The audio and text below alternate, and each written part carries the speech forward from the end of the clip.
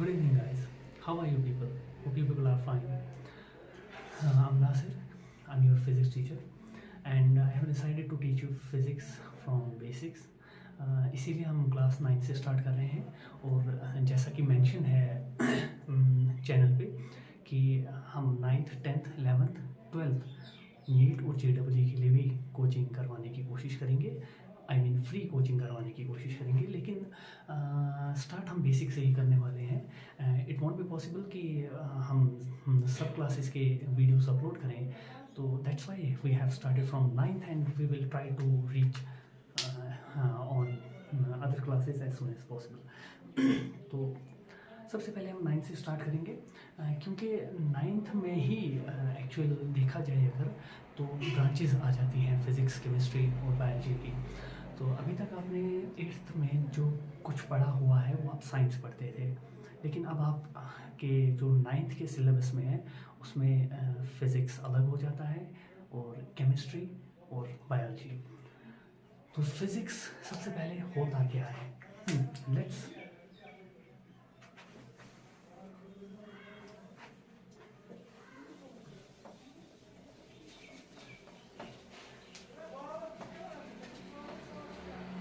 Discuss about the book science. देखिए, science अभी तक आप पढ़ते आए हैं, तो साइंस में कौन कौन से सब्जेक्ट्स होते हैं? इसमें एक सब्जेक्ट तो होता है फिज़िक्स, ठीक है, जो कि आप पढ़ने वाले हैं। एक सब्जेक्ट इसमें होता है केमिस्ट्री, ठीक है, और जो इसमें थर्ड सब्जेक्ट होता है दैट इज बायोलॉजी, ठीक है। और ये तो आप शायद जानते होंगे कि फिज़िक्स होता क्या है। It is branch of science that is concerned about the nature and properties of matter and energy. देखो, क्या होता है कि इसमें जो भी पढ़ाया जाता है वो ये है कि नेचर के बारे में पढ़ते हैं, मैटर के बारे में, उसकी प्रॉपर्टीज़ के बारे में पढ़ते हैं। मैटर तो आप लोगों को पता ही होगा। मैटर एक्चुअली आप 8th तक तो पढ़ते ही आए हैं। Matter is something that occupy space and has mass and something, ऐसे ही कुछ आप पढ़ते हैं मैटर में। तो मैटर जो होता है, मैटर के बारे में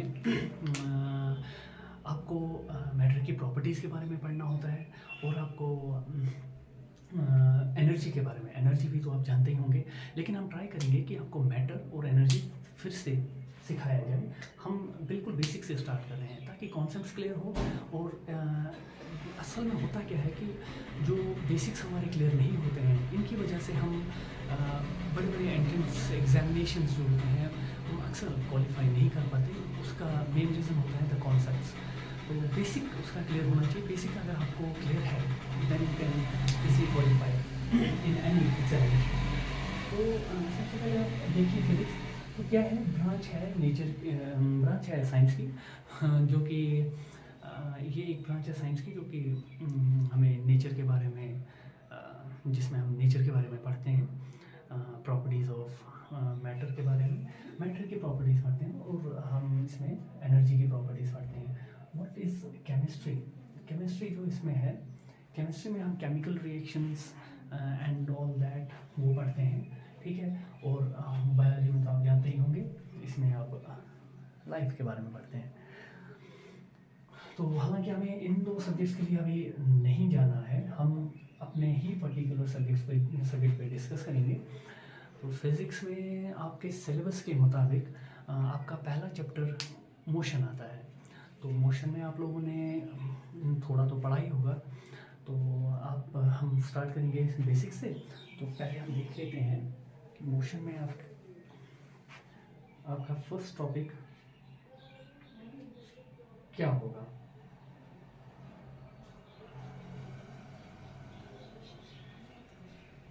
ओके, तो हम सबसे पहले डिस्कस कर लेते हैं कि मोशन होता क्या है, ठीक है।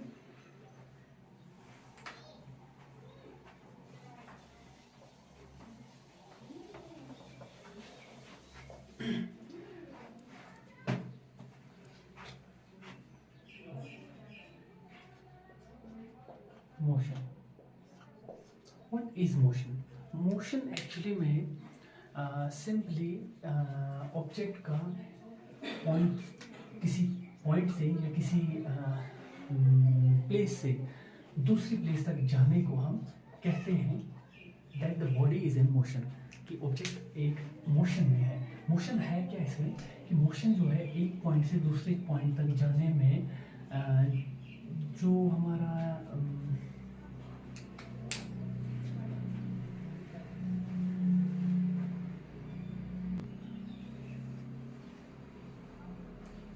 एक ऑब्जेक्ट जो एक पॉइंट से दूसरे पॉइंट तक जाता है, या हम कह सकते हैं कि एक प्लेस से दूसरी प्लेस तक जाता है, तो हम कहते हैं कि ऑब्जेक्ट एक मोशन में, ऑब्जेक्ट मोशन में है। ठीक है, ऑब्जेक्ट मोशन में है। तो हम इसको डिफाइन कैसे करेंगे? तो अगर हम इसको, इसी चीज़ को इंग्लिश में डिफाइन करें तो डिफाइन ये करेंगे हम, an object is said to be in motion। an object is said to be in motion। एक ऑब्जेक्ट को हम तब बोलेंगे कि वो मोशन में है if it changes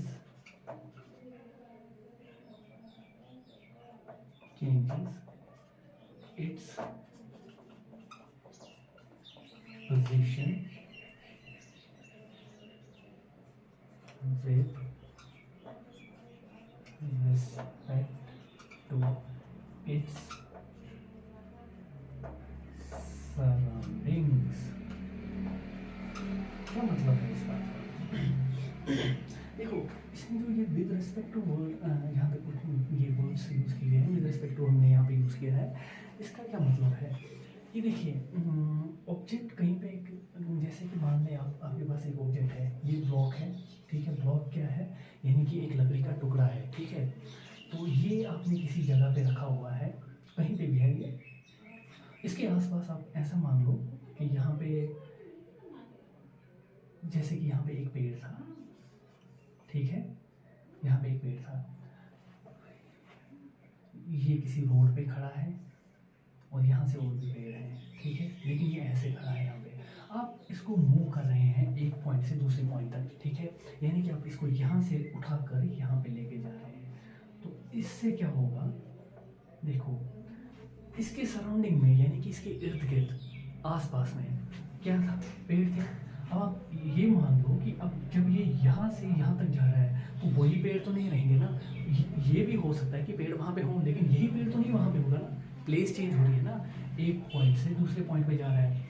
अगर यहाँ पे ये पेड़ है, अगर यहाँ वाला पेड़ अगर यहाँ पे देखा जाए, हो सकता है ये छोटा हो, ठीक है, ऐसा हो सकता है कि ये पेड़ इसके बराबर हो, लेकिन यही वाला पेड़ नहीं है, यही वाला नहीं है, ठीक है। पेड़ ऐसा तो नहीं हो सकता ना, जैसा यहाँ पे होगा बिल्कुल वैसा ही यहाँ पे होगा, उतने ही पत्ते, उतना ही बड़ा स्टेम और उतने ही लीव्स, पत्ते वही होता है, ठीक है। तो ठीक है, यहाँ पे वो तो नहीं होगा ना, तो ऐसा कुछ नहीं हो सकता है। तो इसका मतलब इसने अपनी सराउंडिंग्स चेंज कर ली, यानी अपने आसपास में जो भी इसके था, जैसे कि यहाँ पे ये ट्रीज़ थे, वो ट्रीज़ अब यहाँ पे चेंज हो चुके हैं, दूसरे ट्रीज़ आ चुके हैं, वही वाले नहीं आए। इसे कहते हैं सराउंडिंग्स का चेंज होना, ठीक है। सराउंडिंग्स चेंज हो रहा है, यानी कि सराउंडिंग्स का जो आसपास का आसपास जो चीज़ें हैं वो चेंज हो रही हैं, ठीक है। ये चेंज नहीं हो जाता है, लेकिन सिर्फ चीज़ें इसकी प्लेस बदलने की वजह से, वो किसी दूसरी प्लेस पे आ जाने की वजह से, दूसरी जगह पे इस ब्लॉक का जाना जो है, वही हमें ये दिखाता है कि इसकी सराउंडिंग चेंज हो रही है। तो इसी चीज़ को हमने कहा कि an object is said to be in motion. एक ऑब्जेक्ट तब मोशन में कहा जाता है जब वो चेंज करेगा अपनी position with respect to its surroundings, अपनी सराउंडिंग्स को नज़र में रख कर अपनी पोजीशन को चेंज करे, ठीक है। सराउंडिंग्स यहाँ पे जो है वो सराउंडिंग्स यहाँ पे चेंज हो रही हैं। और कैसे चेंज हो रही हैं वो सराउंडिंग्स? ऐसा तो नहीं होगा ना कि यहाँ पे जो पेड़ था, ये पेड़ यहाँ से ये गायब हो जाएगा और इसकी जगह पे दूसरा पेड़ दूसरी डायरेक्शन की तरफ होगा, ऐसा नहीं होगा। ये किसकी वजह से होगा, इसके मोशन की वजह से होगा, ठीक है। इसके इस पॉइंट से इस पॉइंट तक जाने की वजह से होगा, हिलने से होगा। इसी चीज़ को हम कहते हैं कि ऑब्जेक्ट जो है ये मोशन में है। ऑब्जेक्ट कहा किसे जाता है, देखिए मैं बार बार ऑब्जेक्ट ऑब्जेक्ट कह रहा हूँ। हो सकता है आप 9th में हो और शायद आप ऑब्जेक्ट के बारे में ना जानते हो कि ऑब्जेक्ट किसे कह रहे हैं।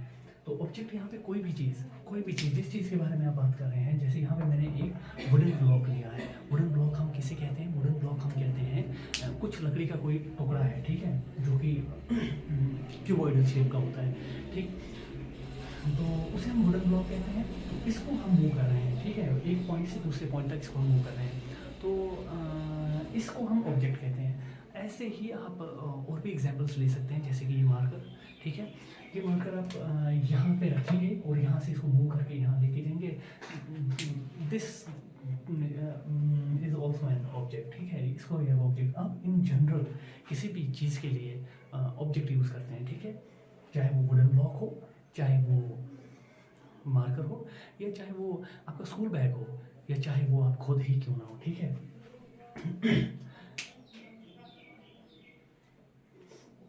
ठीक है, तो यहाँ तक हमारा ये क्लियर हो जाता है अभी तक का डेफिनेशन कि मोशन होता क्या है। अब इसमें मोशन में हमें एक और चीज़ देख लेते हैं, कुछ पॉइंट्स हैं इसमें जो कि मोशन के बारे में आपको कुछ एग्जांपल्स हैं जो कि आपको और ज़्यादा क्लियर करेगा मोशंस को, ठीक है। हाँ, देखिए हमारे पास एग्जांपल्स हैं, जैसे कि सन का राइज होना, ठीक है, और सन का सेट होना। आपको लगता है कि ये कोई मोशन का एग्जांपल है? पढ़ाया जाता है छोटी क्लासेस में भी that the earth is revolving around the sun, that means the earth is in motion. यानी कि अगर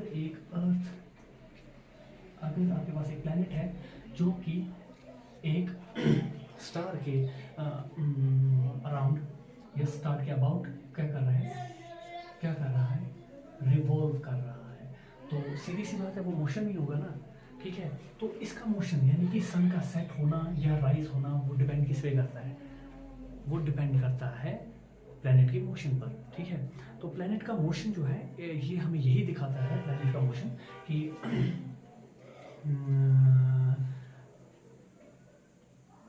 प्लैनेट का मोशन हमें ये दिखाता है कि सनराइज कैसे होता है और सनसेट कैसे होता है, ठीक है। तो ये हमारे पास एक बड़ी एग्जांपल है प्लैनेट इसकी मोशन की, ठीक है। और हमारे पास एक और एग्जांपल है यहाँ पे movement of leaves and branches of the trees. ये आपकी बुक में से ले रहा हूँ मैं एग्जांपल्स, ठीक है।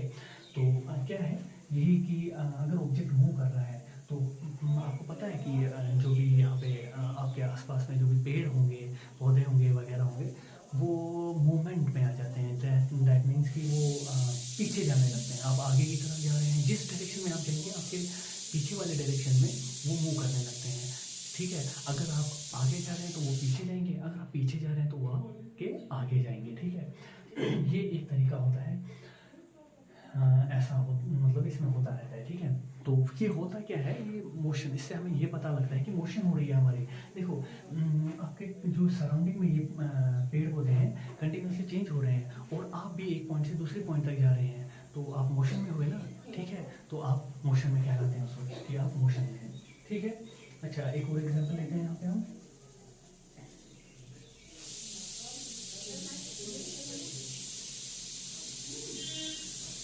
हाँ, मोमेंट ऑफ टास्क, ठीक है।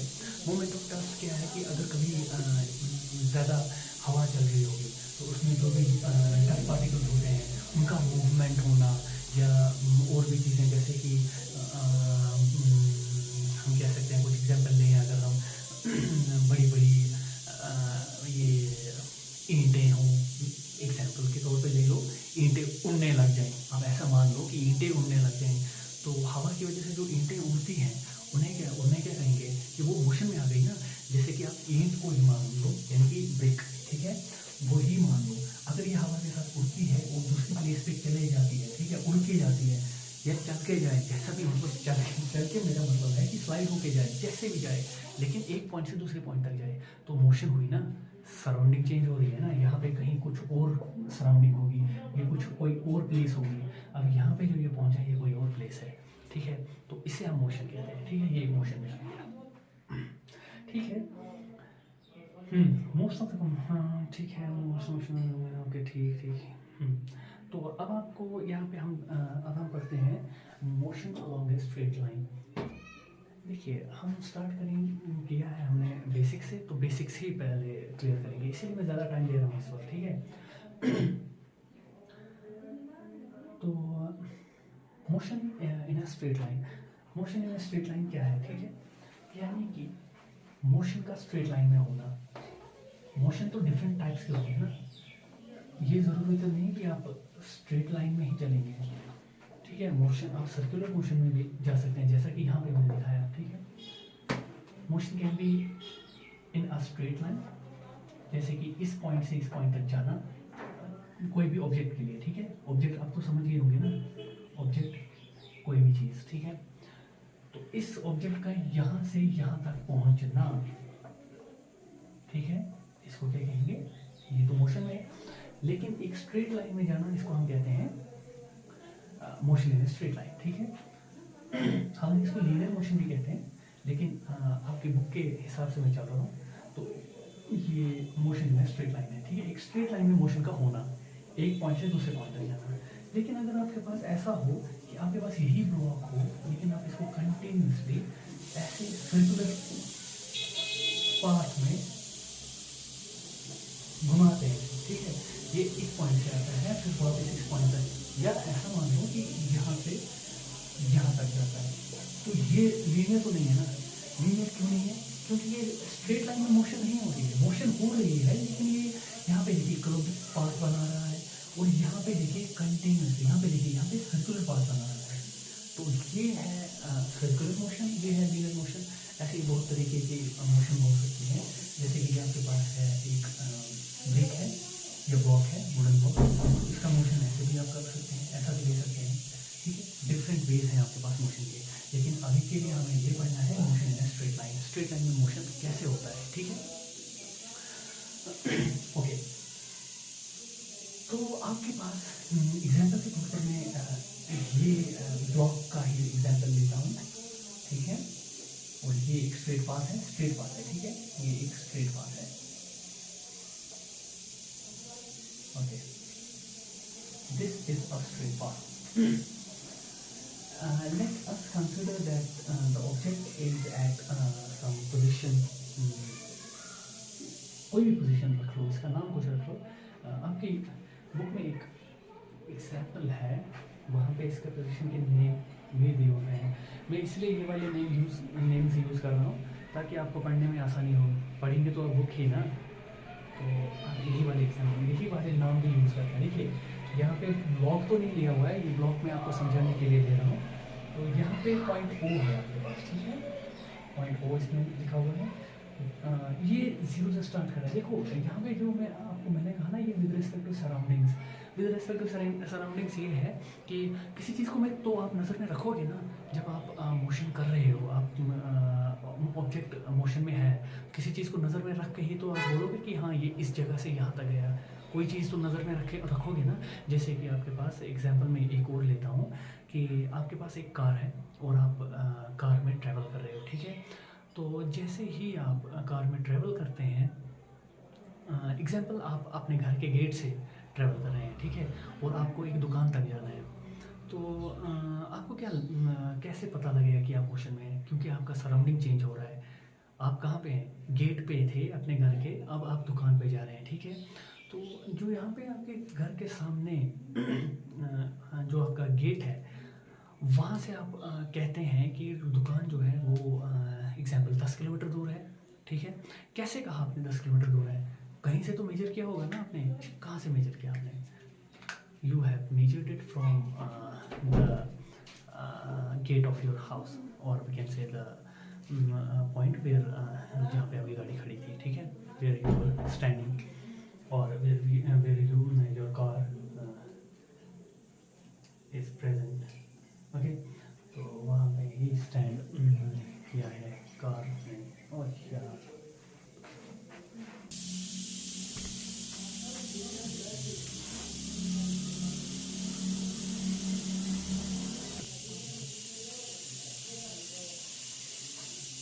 ओके। तो फिर आपने स्टार्ट कहाँ से किया था, कि आपने अपने घर के गेट से स्टार्ट किया और आप एक मार्केट में कहीं किसी दुकान के पास जा रहे हैं, तो आप ये मान लें कि आपका घर उस दुकान से 10 किलोमीटर की दूरी पर है। तो कोई तो होगा ना, कोई तो रेफरेंस पॉइंट होगा ना, कोई तो ऐसा पॉइंट होगा जहाँ से आपने सोचा होगा, जहाँ से आपने जो पॉइंट लिया होगा, वहाँ से आप मेजर कर रहे होंगे कि उसको 10 किलोमीटर है।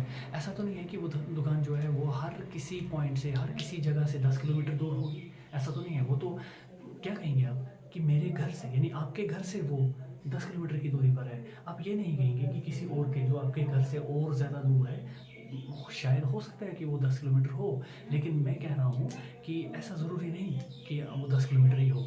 यानी कि आप ऐसा कह सकते हैं कि आपको एक रेफरेंस पॉइंट की ज़रूरत है, ठीक, इसको मेजर करने के लिए। तो वो रेफरेंस पॉइंट आपको लेना पड़ेगा। हमने यहाँ पे रेफरेंस पॉइंट क्या लिया है, जहाँ से हम इसको मेजर करें। देखो ये ऑब्जेक्ट है, इसे हम एक पॉइंट से दूसरे पॉइंट तक लेके जा रहे हैं। तो हमें यहाँ पे करना क्या है, हम इसकी डिस्टेंस जो है इसको मेजर करेंगे। तो कोई तो पॉइंट लेना होगा ना यहाँ से, क्योंकि अगर यहाँ से मेजर करेंगे, ठीक है, तो ये तो कुछ डिस्टेंस होगी ना, ये जीरो तो नहीं ले सकते ना, क्योंकि यहाँ से यहाँ तक कुछ ये ट्रैवल कर रहा है, ठीक है, डिस्टेंस, ठीक है, दूरी, इतनी दूरी ये ट्रैवल कर रहा है यहाँ से यहाँ तक। तो यहाँ से यहाँ तक कुछ तो कर रहा है, तो जीरो तो नहीं ले सकते। अगर हम इसको जीरो लेते हैं तो हम इसको रेफरेंस पॉइंट मान रहे हैं। हम इस पॉइंट से इसको किसी और पॉइंट तक लेके जा रहे हैं, तब हम इसको जीरो मानेंगे और उसके बाद ये जितना चलेगा हम कहेंगे कि हाँ अब हम 5 किलोमीटर आगे बढ़ गए, अब हम 10 किलोमीटर आगे बढ़ गए। लेकिन वो हो गया कि अगर हम इसको ऑरिजिन लेते हैं, हम इसको ऑरिजिन नहीं लेंगे, ठीक है, हम ऑरिजिन किसे लेंगे, इस पॉइंट को। इस पॉइंट को अगर हम ऑरिजिन लेंगे तो यहाँ पे हम क्या करते हैं, यहाँ से हम इसकी डिस्टेंस ट्रैवल, मतलब इसको ट्रैवल करवाते हैं इस पॉइंट से यहाँ तक, ठीक है।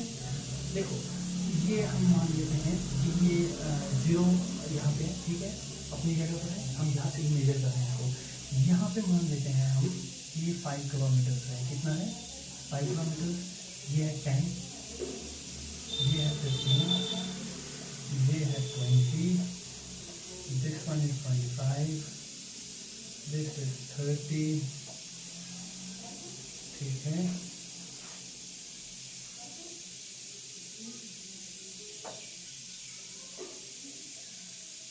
Thirty-five, 40, 45, 50, 55 and 60, okay. तो ये है, इससे रब कर लेते हैं,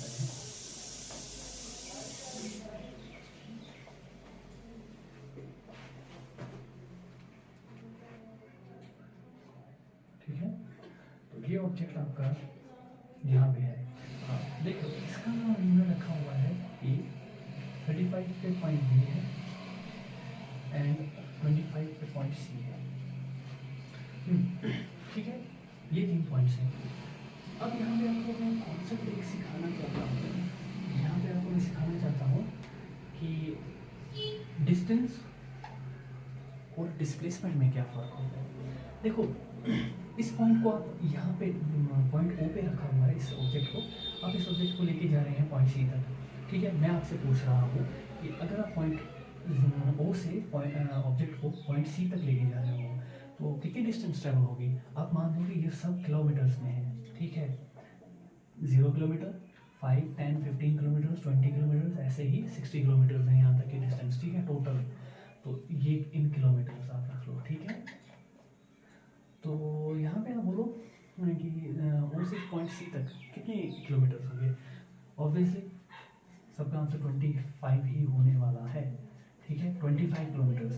that is the distance travelled by that object, this object is 25 kilometres from point O to point C, ठीक है। क्योंकि इसको हमने रेफरेंस को 0 लिया हुआ है तो यहाँ तक 25 किलोमीटर हो गए, सिर्फ 25 किलोमीटर्स।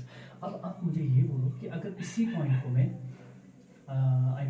इस ब्लॉक को मैं या इस ऑब्जेक्ट को मैं यहाँ से पॉइंट ओ से पॉइंट बी तक लेके जाता हूँ तो कितने किलोमीटर्स इसने ट्रैवल किया, ठीक है। लेकिन ये पहले जो इनिशियली हमने ये लिया था ना, इनिशियली मतलब कि स्टार्ट से जब हमने स्टार्ट किया था तो हमने यहाँ से यहाँ तक लिया था, ओ से सी तक।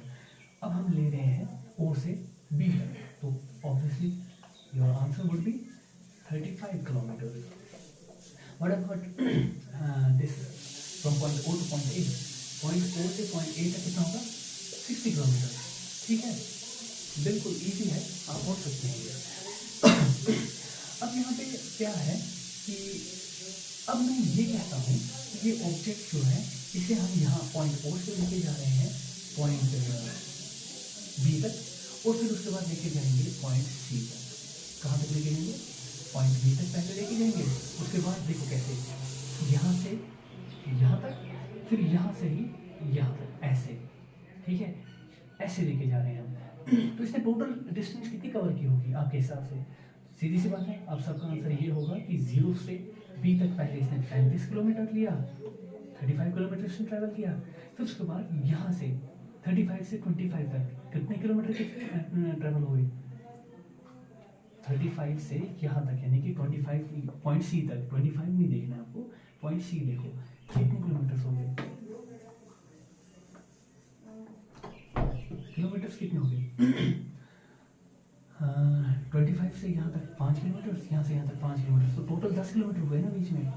तो 35 से देखो 25 ऐसे नीचे नहीं आना है ना, ऐसा नहीं है ना कि ये डिस्टेंस जो है 35 से 30 हो जाएगी, क्योंकि ऑब्जेक्ट का डिस्टेंस नेगेटिव में तो बैकवर्ड तो नहीं ट्रैवल करेगा, पीछे नहीं जाएगा। अगर किसी ऑब्जेक्ट ने 10 किलोमीटर ट्रैवल किया है, ठीक है, तो वो नेक्स्ट अगर ट्रैवल करेगा तो ऐसा नहीं होगा कि अगर वो और ट्रैवल कर रहा है तो वो 5 किलोमीटर होगा, ऐसा हो ही नहीं सकता है ना, माइनस तो नहीं होगा ना। 10 किलोमीटर ट्रैवल कर चुका है तो आगे और चलेगा, माइनस कैसे होगा? 5 कैसे होगा? वो बढ़ेगा ना। तो सीधी सी बात है कि अगर ये 5 यहाँ 10 है तो वो 12 हो सकता है, 11 हो सकता है, 15 हो सकता है, बढ़ेगा लेकिन कम नहीं होगा। तो सीधी सी बात है, यहाँ पे अगर 35 है तो यहाँ पे फिर से बढ़ रहा है ना, आगे चल रहा है ना, डिस्टेंस कुछ कवर कर रहा है ना, यहाँ से यहाँ तक 35, और फिर यहाँ से यहाँ तक 5 किलोमीटर और यहाँ से यहाँ तक 5 किलोमीटर और, यानी कि 10 किलोमीटर हो गए। टोटल डिस्टेंस इसने कवर किया 45 किलोमीटर। ठीक है, यहाँ से यहाँ तक, फिर यहाँ से यहाँ तक 45 किलोमीटर। ये ऐसे ट्रेवल, ये 45 किलोमीटर यहाँ से यहाँ तक और यहाँ से यहाँ तक, ये आ गए। इसे कहते हैं डिस्टेंस। ये अपने डिस्टेंस किसे कहते हैं? डिस्टेंस कहते हैं कि ऑब्जेक्ट कितना चला, कितना डिस्टेंस, कितनी दूरी उसने कवर की, कितना वो एक पॉइंट से दूसरे पॉइंट तक पहुंचने में उसको कहाँ कहाँ से होकर जाना पड़ा, कितनी डिस्टेंस उसने, कितनी दूरी उसने कवर की। ठीक है, वो डिस्टेंस कहलाती है। लेकिन अब यहाँ पे एक और कॉन्सेप्ट आता है डिस्प्लेसमेंट का। ठीक है, डिस्प्लेसमेंट जो है वो डिस्टेंस से डिफरेंट है, क्योंकि अक्सर हमें डिस्प्लेसमेंट और डिस्टेंस में थोड़ा कन्फ्यूजन हो जाता है। तो हमें लगता है कि ये एक ही है, लेकिन एक जैसे लगता है, एक जैसे हैं लेकिन है नहीं। इसमें क्या होता है कि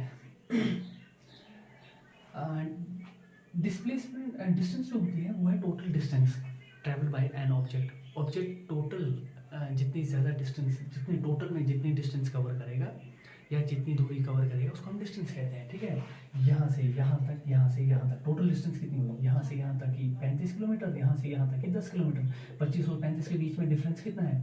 35 माइनस 25 कितना हो गया? माइनस करो ना, डिफरेंस देखो। ठीक है, कितना है? 10।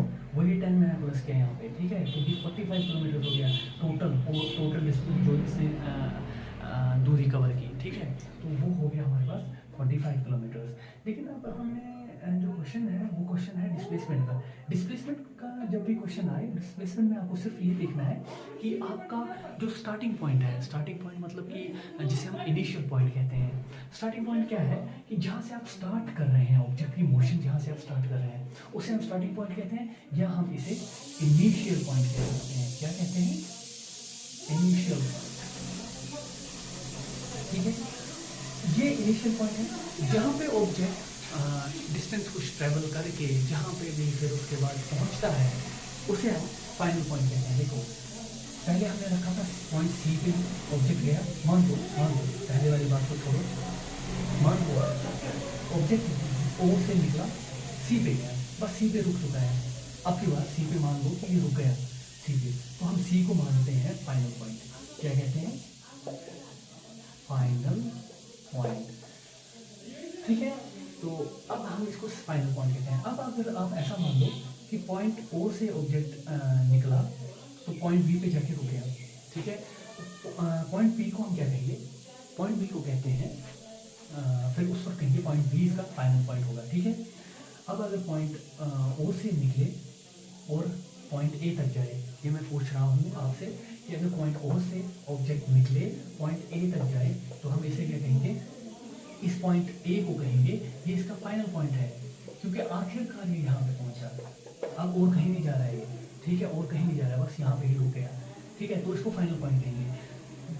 सुना आप लोगों ने कि अगर यहाँ पे ही बी पे ही रुका तो बी इसका फाइनल पॉइंट है, अगर सी पे जाके रुका तो सी इसका फाइनल पॉइंट होगा, अगर ए पे जाके रुकेगा तो ए इसका फाइनल पॉइंट होगा। देखो अब क्या है कि अब यहाँ पे जो हमारा जो पहला वाला केस था उसमें ये था कि ये ओ पॉइंट से गया बी पॉइंट तक और उसके बाद बी से फिर सी पे आया। देखो यहाँ पे फाइनल पॉइंट क्या हुआ, आप इसका आंसर दे सकते हैं, इसका फाइनल पॉइंट सी ही होगा ना, क्योंकि ये ओ से बी तक गया लेकिन रुका तो नहीं ना वहाँ पे, रुका नहीं वहाँ पे, क्योंकि उसके बाद कहीं पे कहीं ना कहीं गया।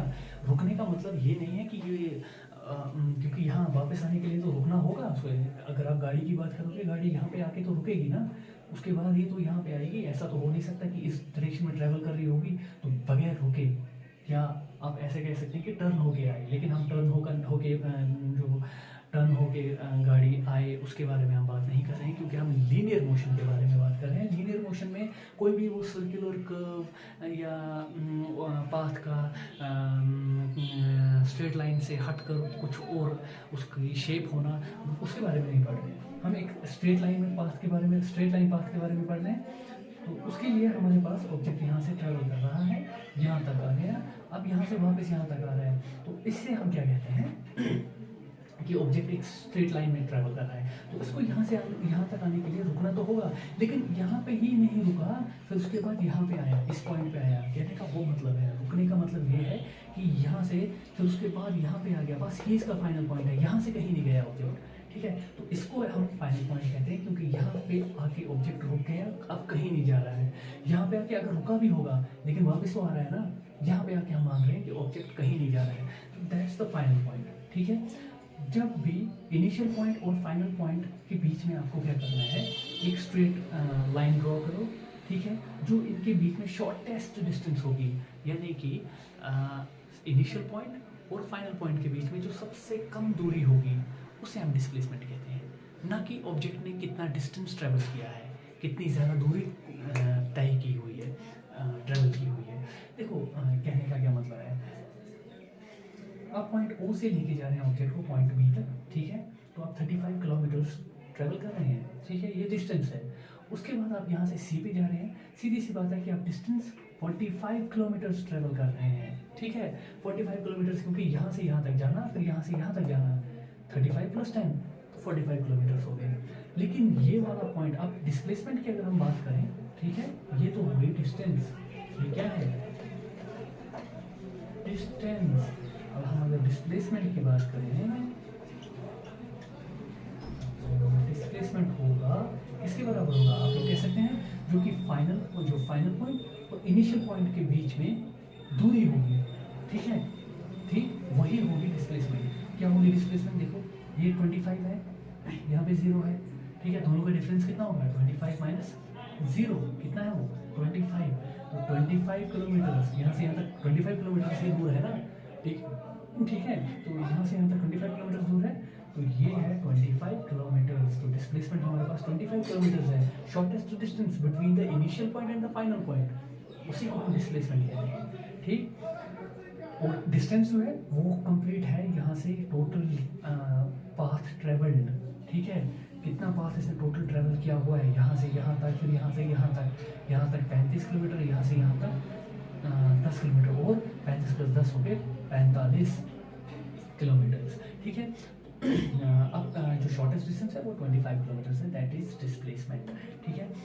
डिस्प्लेसमेंट और एक हम अगर इसमें ये लें डिफरेंस लें, और एक डिफरेंस हम ये ले सकते हैं कि जो डिस्प्लेसमेंट होता है इसकी एक पर्टिकुलर डायरेक्शन होती है। कहने का मतलब ये है, ये मैं डिटेल में इंशाल्लाह पढ़ाऊँगा, लेकिन फिलहाल के लिए आप ऐसा मान लो, सिर्फ मान लो कि डिस्प्लेसमेंट जो होती है इसकी डायरेक्शन भी होती है, एक डायरेक्शन को भी ये दिखाता है। लेकिन डिस्टेंस में ऐसा नहीं है, ठीक है। डिस्टेंस में कहीं पे भी जाए ऑब्जेक्ट ऐसे घूम फिर के आएगा, ठीक है, तो ये डिस्टेंस कहलाती है। लेकिन डिस्प्लेसमेंट अगर ये यहाँ पे ही आके रुके तो यहाँ पे डिस्प्लेसमेंट जो है, अगर आप शॉर्टेस्ट डिस्टेंस देखें इनिशियल और फाइनल पॉइंट के बीच में, वो आपको डिस्प्लेसमेंट के साथ साथ या डिस्टेंस के साथ साथ ऑब्जेक्ट की डायरेक्शन भी दिखाएगा, ठीक है। ओके, तो ये था यहाँ तक। लेट्स होप कि आपको ये समझ में आया होगा। हमारे काम को आप सपोर्ट करें, हम भी इतनी मेहनत कर रहे हैं, तो आप भी सपोर्ट करें। इंशाल्लाह आगे हम सीखते जाएंगे। ऐसी बात नहीं है कि हमें सब कुछ पता है, लेकिन फिर भी आपके साथ सीखेंगे, ठीक है। मज़ा आएगा, आप लोगों के साथ सीखने का बहुत मज़ा आएगा, ठीक है। तो देखते हैं, फिर मिलते हैं नेक्स्ट वीडियो में। Keep sharing and keep supporting us. अल्लाह हाफ़िज़।